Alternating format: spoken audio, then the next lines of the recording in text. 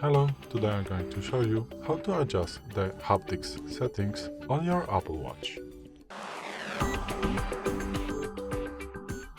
So, today in front of me is the Apple Watch SE first generation, but it doesn't matter which Apple Watch do you have, because it's going to work on the all Apple Watches. So, you want to go to the settings by pressing the digital crown.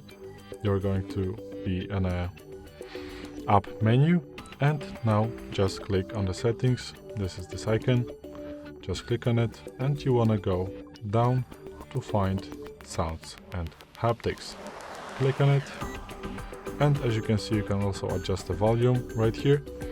But if you want to adjust the haptic alerts, you can turn it on or turn it off by pressing this right here.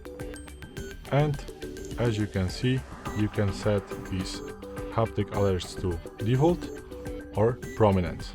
Default is like if you have a notification, the watch is going to vibrate for a short period of time, just like bzz, you know.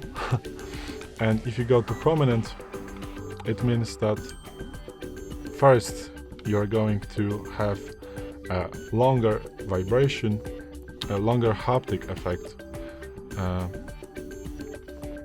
through your watch, and then you're going to get a nice sound of your notification.